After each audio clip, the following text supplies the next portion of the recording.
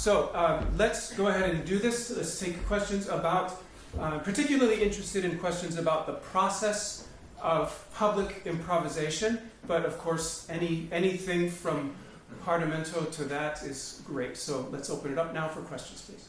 Thank you. So since there's, there's many different schemes, but you probably encounter the same ones all over again. So when you're improvising, does it happen to you that, probably does, but you start some kind of part, and then you think how you could proceed, and then you get into your mind some idea that's exactly the same as something you've heard in another piece, and do you then repress it, or what do you do then? Yes, this is a big problem. The problem is that in order to be good at something, it has to be quite familiar, and then it becomes less of an improvisation. But if it's completely unfamiliar, one will play it badly. So this is a balance of things that are familiar and things that are new, and I try to walk that very careful line. I could play things that I know very well and I've studied and you wouldn't know, but I don't wish to live my life as a fraud. We have enough of those running around the world in this time. So what I do is I try to notice when I sound too much like myself. I just keep doing the same things. And we all have these what are called comfort figurations. And they are patterns. When we don't quite know what to do, we just go to these comfort figurations. I don't know, bequem, what you'd say in German. You can make up a term for that. And when you notice that you're playing your comfort figurations too much, go and study something else. Find something interesting in the literature, a new way to play. Another challenge is that performing things you've never practiced before. Okay, now I've practiced these themes, and I've studied the fugue subject and the counter subject, but I've never played them like this before. So a concert with no practice is the most frightening thing ever, for conservatory people like us. And so one also needs to have emergency measures that are ready to go. One is to just put down the pedal and make everyone think the acoustics in here are right. But to quickly go to something else, like rule of the octave. If you don't know what to do, play rule of the octave. So just in order to keep the music moving and proceeding, one has to have a few of those things. So I'm not so bothered by a few little mistakes. I always make mistakes in every performance. I won't stop. I won't go back to the beginning, and I won't apologize. Just like when Rubinstein plays his wrong notes, I'm perfectly happy. Just keep going, Arthur. It's, everything's fine. So I've now forgotten your question. It wasn't so much of a question as more of kind of a cue to, Oh, and I think you answered it. Okay, you gave me a cue to talk, and I did. All right, very good. Thank you. Next question, please.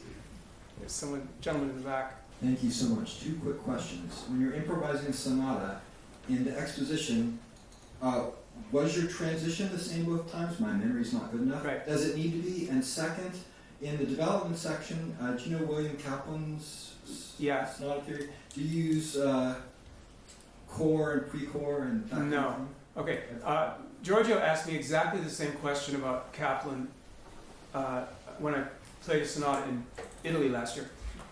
The answer is no, because there's already so much that is preordained that I want to keep as much open as possible. So I don't, if you keep following Kaplan or Darcy about sonata form, eventually there'll be nothing left to improvise. So no. And also with the transition, I think I could have done it the same. I think I might have been able to remember it, and I just chose something completely different, because this idea that I realized, I need to get that in the exposition because I want to try to use it in the development. And if you have something in a development, you should prefigure it in the exposition. So I quickly said, darn, I forgot that part. Let's do a different transition. But what is very telling is that you don't remember, and I got away with it. And so what I found is that doing different transitions doesn't sound like a different exposition. It sounds like maybe Veränderung, or like a varied reprise. It just doesn't sound that different. You can do something very different, and people will still follow the form and will forgive you, and you can get away with it, as you have perfectly illustrated today, and I thank you, sir. Okay, great. Next question. Oh, Bob has a question. Thank you so much. In the time of Hummel, for example, apparently audiences were distrusting of improvisations being actual improvisations. And so to get around that, the performer would ask the audience to suggest a theme. Right.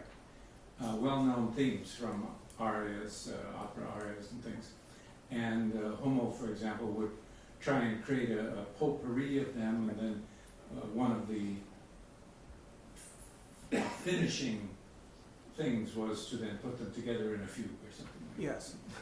In a commercial concert situation now, where the audience's idea of a theme may be several styles away from something that you're comfortable, and even if they suggest a theme by Jerome Kern, let's say, have you ever tried to work around that or deal with it? The problems of themes from the public are so compound that I don't want to spend my whole time unraveling that problem. I'm really pursuing some things that I'm interested in, and so I don't want to get sidetracked with, how do you do the Pirates of the Caribbean? We were having a party with my students, and they said, we want a fugue on We Will Rock You.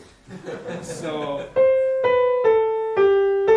2 problems there. The 7th is flat, so it's modal, and then you have the syncopation, which, you could work that into a fugue, but it's not really how my brain works. So I changed it to...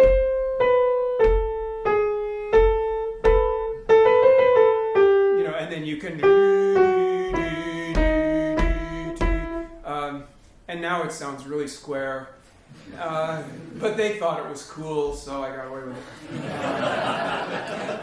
Whatever. So, yeah, it's absolutely true. The modes of improvisation that Czerny mentions are potpourri, fantasy. He does mention fugue, actually, variations, never mentions sonata, preluding, of course, we know about that. I strongly suspect that given the number of arias that were popular and the problem of combining them in counterpoint, the unlikelihood that they would have anything in common means people didn't get away with this very often, and when they did, it made the news. I had a student once do a piece, I think it was a Gottschalk piece with patriotic tunes, and they don't work in counterpoint at all, and he did it anyway. And it just sounds absolutely terrible. So that's a PhD dissertation for somebody in this room. This terrible counterpoint in potpourris. Great. Go ahead. Thank you. Have you ever tried improvising on random notes? So maybe the audience picks them. Yeah. What would be the difference? And again, because I'm mostly doing historical styles, I do actually do some contemporary improvisation, which has completely different rules. And if you want to see my improvisation on Play That Funky Music, White Boy, you can go to my website. And there I'm really following Brad Meldau, and it's a different world. But when I play normal historical improvisation concerts, I'm trying to play in the tonalities and, in the rules.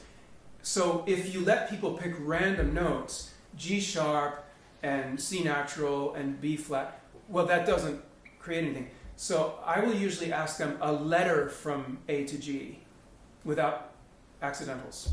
And then you can, most of the time, come up with something you can make melodic, at least with some passing tones, and make a tonal thing out of it. And normally you can make it work. But what works better is have them sing something. because their natural audiation will lead them to a more coherent melody. So if you say, here's the key of F major, please sing a little tune. Someone will do that. They won't go, they won't do that. So there are ways of avoiding the hazards of dealing with the public, if one so chooses. Great. In the back, the gentleman there. Hi, thank you so much. Back to the idea of comfort figuration, I was wondering, either in the course of your reading of lots of different repertoire and your own processes, if you found that certain figures or sonata work better in certain keys or that come up more naturally as you're playing them in a physical sense. Like, for example, something might feel more comfortable in A minor because you're going to a Phrygian half cadence on the white notes of the keyboard, for example. Yeah. I don't worry so much about the physical topography of the keys. By the time you really learn this stuff, you can pretty much play it in any key. But the sequential motions are very helpful because you can predict a little bit more. So I'll give you one example of down a third, up a step, which is really beautiful because most of the voices move actually by step. They descend by step, which means you can suspend them. So I'll show you how I can suspend this in a couple of ways. And then it will also involve one of my comfort figurations. So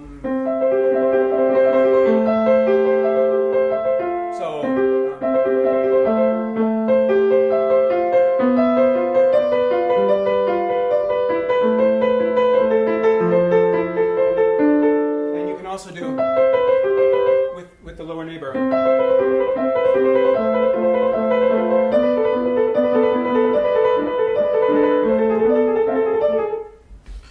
And that's another one, because it's got a lot of rhythmic energy, but it's only one moving note and one static note and one neighbor tone, but it sounds really good. So yes, down a third, up a step is really good. Kvintfall is great because there's so many ways to play it that sound good. You can just do it in tenths, or you can do it in a three-voice texture. Also, the fact that in 4/4 you have 16 notes per bar, in 16 notes of course, and to start and end on the same note, it takes 8 of those. So you can easily fit a scale within half a bar. So you can do things like this.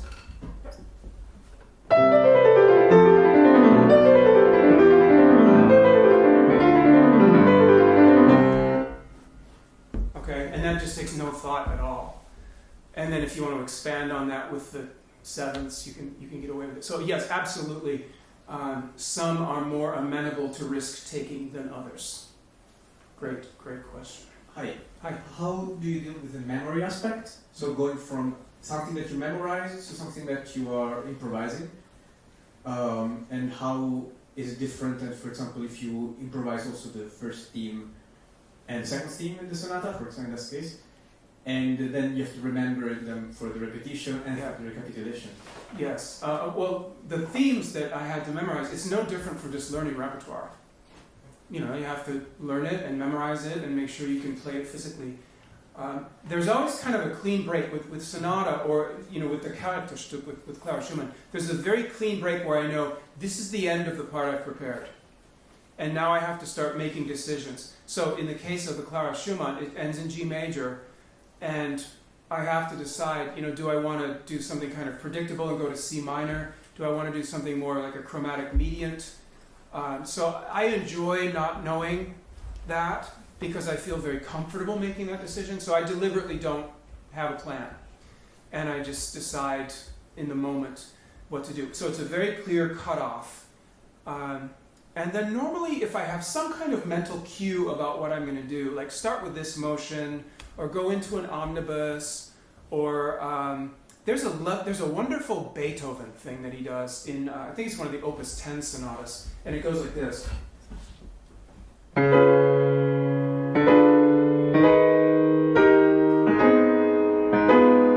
then you can do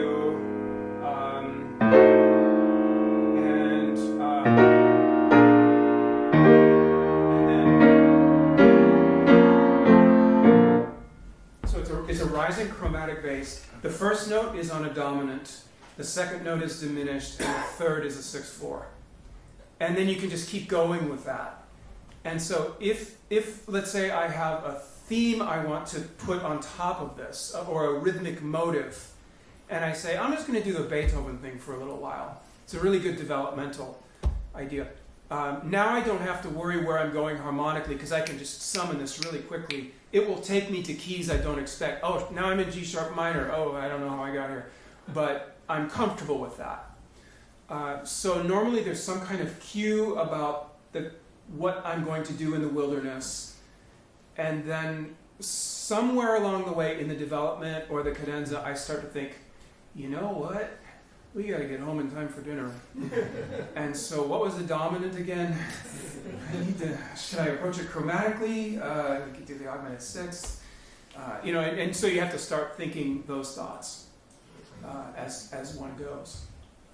Very good question. Hi, thank you very much for a presentation on improvisations. I would never be able to do such things as you do. But I do have a question relating to what you just told to the other guy. Is that you have different tricks to get around, to modulate, to find new ways, to find new keys. I can imagine that these tricks are connected to specific pieces, to a specific repertoire. Not generally, because the bass motions of partimento are so general. Everybody used everything. And yeah, everyone used 5/6, 7/6, Corelli leapfrog, Monte, Fonte Romanesca, all the different stepwise and leaping Romanescas, chromatic motions. Everybody used those. Yeah. And so you can't point to any and go, here is the repertoire where that came from. So no, I really don't think so much about that as being sourced in a particular piece. If you heard something, you said, aha, I know exactly where he got that, I'd be very interested to know, because maybe I did, and I'm not aware of it. No, not specifically, but my question is more about the fact that you have studied specific figurations that are in your system that are really involved. Yeah. And depending on where you want to go, you pick a specific figuration. But my main question is, what about stylistic consistency? Yeah. I had the impression that sometimes it sounds a bit more like, Mendelssohn, then it goes to Chopin, then I hear some Beethoven stuff. In how far are you really concerned about that? Less than I should be. I'm just trying to get through it. It's not a critique. Just no, it's okay. It's okay. I have no feelings. I'm just so happy to be here sharing music with you. Too much stylistic randomness is aesthetically awkward, and just starts to sound like a garbage can of stuff. So one needs some. So with the Clara Schumann, I tried to stay within her era. Yes, I know something started to sound a little bit like Mendelssohn, and then I threw in the quote at the end because I love the Schumann fantasy. But on the other hand, if you absolutely never do anything in a piece except what Chopin did, can you really know Chopin's mind? All you can do is start to make a list of things Chopin has done, but to really know his mind and play exactly as he would, you have to live his life. And so I think in some senses it's an unapproachable ideal to play exactly as Rachmaninoff would have, or exactly as Mozart would have. You have to go live their life, which you can't do. All you can do is make a list of, here are 10 things that I think Mozart would do. It's not a complete list, but it's enough for me to get through this piece.